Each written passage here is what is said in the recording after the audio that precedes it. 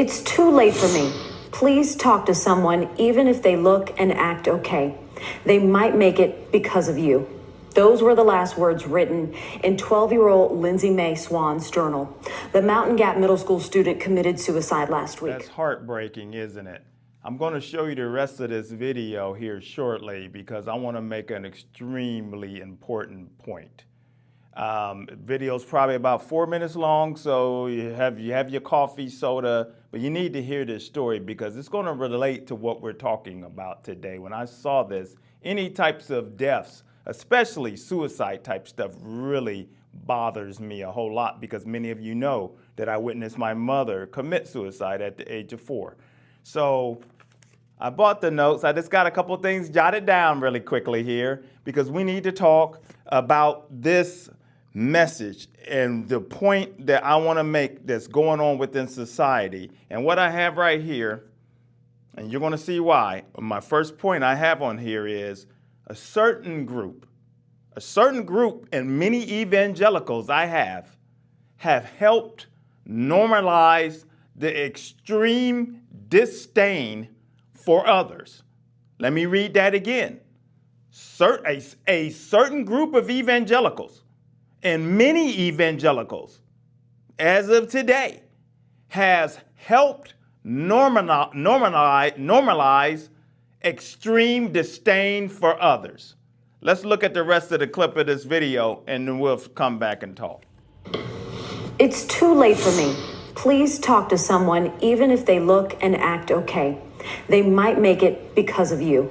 Those were the last words written in 12-year-old Lindsay Mae Swan's journal. The Mountain Gap Middle School student committed suicide last week. We rarely cover suicides here at 48, but Lindsay Mae's family wants you to hear tonight's message, and perhaps it may help your child or someone else's. WAFF 48's Nick Ballinger has the story. I've never covered a suicide before. Lindsay's parents told me they want to alert other parents and maybe save another child. And I knew it was a story that needed to be told in their own words.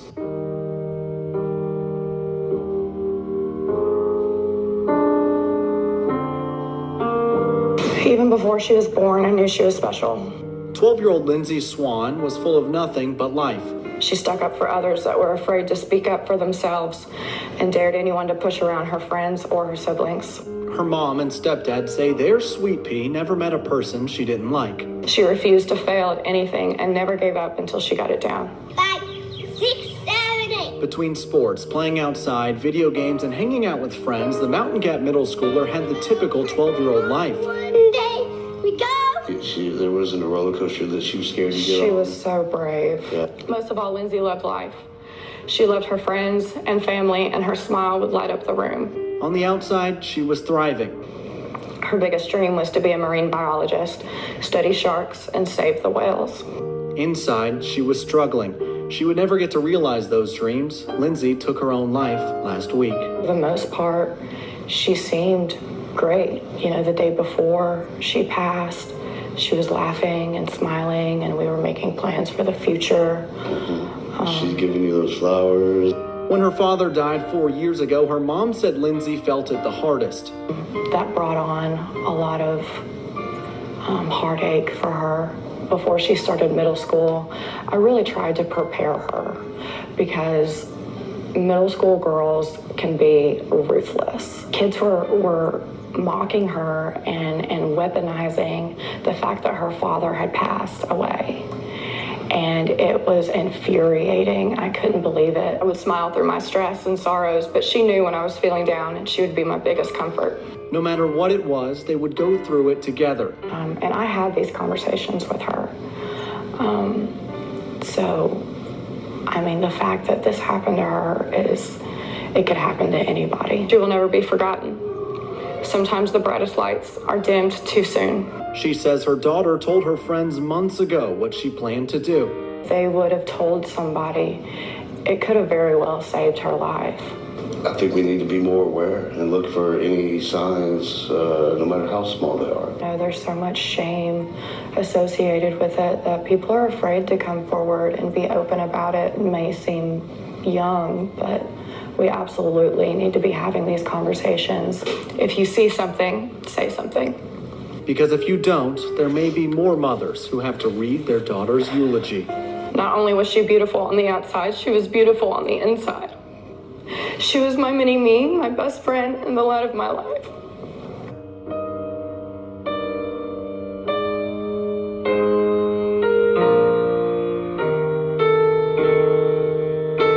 And all they have left is a note from her journal. It's too late for me. Please talk to someone. Even if they act or look okay, they might make it because of you. Lindsay's parents tell me they aren't pointing fingers or any blame. They just want other parents to recognize the signs with their own children and to never be too afraid to speak up. And if you or someone you know is struggling, call the Crisis Lifeline at 988. Heartbreaking, isn't it? For 12 years old and for her friends to stay silent on that. I mean, that is very, very troubling. And, you know, suicide has been at an all-time high over the last 15 years for adolescents or so, especially the last 10 years for sure, but definitely, and seniors as well. And this is picked up. When I was in school early on there in the counseling field there, we were talking about this age range of 10 years old and this suicide, how it's increased a whole lot. And what's wild with that is that's the age at 10 I started having suicide ideology, where I was thinking of wanting to join my mother and having thoughts and how would I carry it out. And that carried all the way up until I gave my life unto the Lord until my early 20s. And then even then, I still was thinking about it. So, you know, this story is tragic because I have on here that how is evangelicals, people that profess to call themselves Christians, people that claim that they love the Lord, how have they helped normalize disdain for others within society? Well, we talked about it here on a message or two ago or so, but what happened is a lot of evangelicals now, this new movement that's going on that you see with a whole lot of them, they've become so self-righteous in a sense that they've become spiritual bullies. They've become spiritual bullies. They want to bully everyone with the word of God and force people to try to whip them into shape by putting laws into place to make you adhere to Christianity at all cost. So we have on here, but here's the thing. It's unfortunate because these kids were teasing her. They stated that they were bullying her because she lost her dad. What kind of kid? This shows you society has become totally way dysfunctional and off track. I mean, when I was younger, the kids actually had, when they knew I didn't have my parents, there was actually compassion. They would ask questions. What happened? How do you feel? And that times have changed. You have the internet now. People like to shame you, put things on. They like to post their bullying tactics and all of that. But you have the church. You have the church. Many people that claim to love the Lord are bullies. They call people all kinds of names. Just naming people, you got people that in high politicians, people in high places in the Christendom, all of that. It's okay to just call people all kinds of names and it's no big deal. And the church has normalized it. I'm having trouble with that word for some reason. But so as we talked about calling people demons, calling people demons, witches, warlocks, devils. And so I have on here, who is the demon? When you hear these evangelicals talking about demons and this warlock and these certain types of people, everyone's a devil. Who is that? Oh, it's not the girl from The Exorcist. It's not the girl from The Exorcist. It's not something from a horror movie. They're not really talking about that. You know who they're talking about? Oh, they're talking about a liberal, a person that does not subscribe to their cultural identity or whatever their cultural values are or cultural whatever. That's who they're talking about, that type of person. They're talking about a person that's battling with their sexuality. That's them. They're calling them a devil. Anybody that's battling with that, drag queens, anyone, they're devils. Anybody, if you're an atheist, if you don't, or agnostic, or whatever you are, if you're a Muslim, or whatever you are, Catholic, whatever, you're a devil. You're a devil, you're a demon, you're a warlock, you're a witch, and all of that. So that's who they really mean. So this name calling that is going on within society, and let me add this in here, I just see in my notes, you're a demon or a devil if you, as I mentioned about politics and politicians and things, but if you vote a certain way in the political world, you're a devil. You're a demon in their eyes. So you have this going on, this names, and belittling of people of different cultures, belittling people of different, color, and you name it, and whatever's going on, making mockery of everything.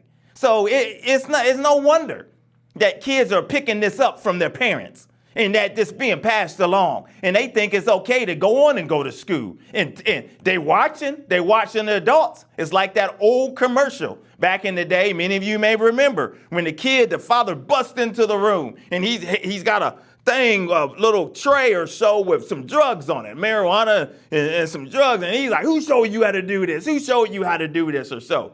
And he's like, you, Dad, you. That's what it boils down to with the people. These evangelicals and many people. Poor example.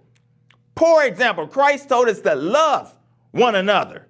Told us to love our enemies. Told us to be forgiving. Told us to be all of that. But for some reason or another, you have a large group of evangelicals, people that profess to be evangelicals, act like that they born out of the womb perfect.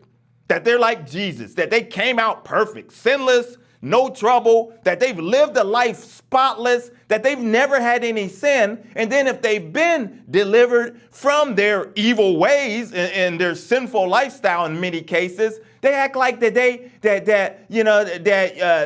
don't do anything anymore that ruffle God's feathers. Oh, but everybody else is in the wrong and things. So the church and being that the church, as I always talk about the church being silent on a whole lot of issues, the church is all there. Oh, the church is still silent on a whole lot of stuff. And I got a lot to still talk about the silence of certain issues that the church has stayed quiet about over the years, and they continue to be that. So this poor young lady, this poor girl what was the hope? I mean, she was hopeless for whatever reason. And let me add this in here. Let me add this in here. I need to say this because I talked about in a previous message or so two there ago about everything is not the devil because we are born into sin. We are born into a fallen state. We are born into a world that is sin sick. Thank Adam and Eve for the sins.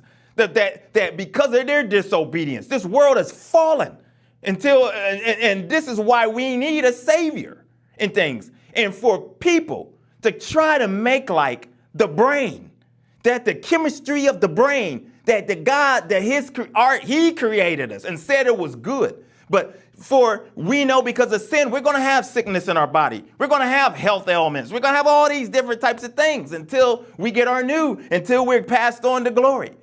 But for some reason or another, you get these people that teach as if the body stops right here. This is it. The body cuts off the head. All of this doesn't count. So any type of medical, deformities, anything that's going on up in the brain, the chemistry, all of that, that's got to be a demon.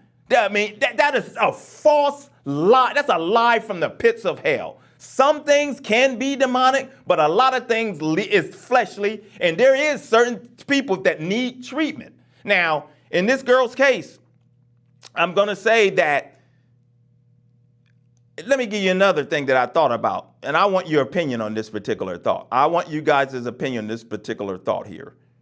That in some cases, I believe, and I would advise, I believe it, I've seen it over the years, I've lived long enough to see it as well, that there's sometimes where a parent, if you lost your spouse or depending on the situation, you may have to just set back and do not date Do not marry or anything, and focus on raising your kid for that period of time until they become an adult. Because I've seen where that has fractured families. Sometimes when you bring in someone and that child is still going through a major bereaving period, or children, and they're going through that.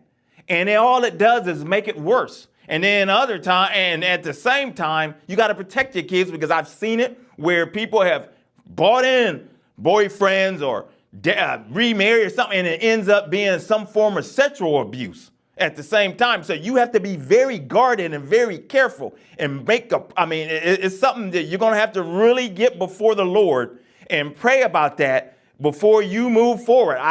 For some, and I'm not saying everybody needs to do that, but I'm saying you need to, if you got small kids, if you got some kids that maybe look like that they're trouble, that something, family, you may have to focus on them, get them the help that they need, guidance, and be with them, stay connected to them, because for whatever reason, she felt comfortable to tell her friends, and then the friends, for whatever, would not mention it to the parent or whatever. This was some trust and friend. But that's one secret you don't want to keep. You have to say something. I volunteer, they mentioned in the end of that, talking about if you got any crisis, you didn't go. I'm still an active volunteer with the 988 Crisis Center. I'm telling you, for those of you out there that want to do some good work for society, want to give back, if you got the time, they only ask for 2 to 4 hours a week, and they don't press you on it either. You just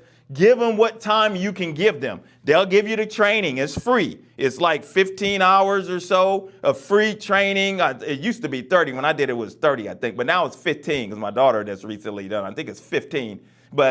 And then from there, you'll get the training and guidance. You'll get a coach, and you'll be able to take in on the computer or your phone, however you're going to do it, and to be able to conversate with people that need help. And you will be amazed at the stuff that comes in that you will hear. And a lot of them, being that I work nights and things, and when I get off in the mornings or a lot of times before school, it'd be a whole lot of young junior high or high schoolers talking about cutting themselves and all types of things, suicidal thoughts, and telling you about what's going on with a parent and needing guidance. And it will humble you. It's eye-opening to let you know the amount of trouble that youth are going through. And not only youth, there's adults out there as well, because a lot of them come in. I got so many stories that I can tell you here, just knowing that, and for being that's within the ministry realm over the years. So we need to do better. And I'm going to say this as I close this message out.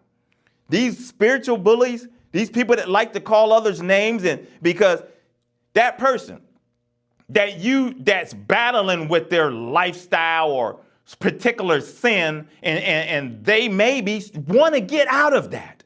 But because you are a bully, because you shaming them, because of that, you've pushed them away.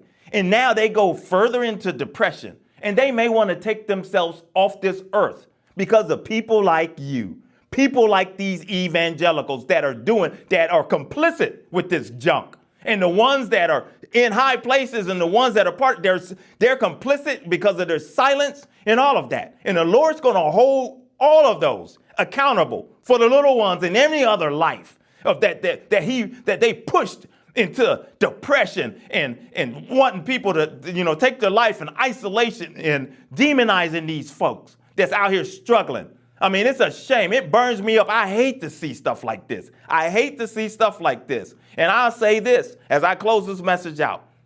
If you belong to a church, if you're listening to a ministry on YouTube or whatever, and they promote demonizing people, calling them all kinds of names and that we talked about earlier, and this, hate style names and this belittling people in such a way, that's not of God. That is not of God. And I recommend for your own spiritual health, get away from them.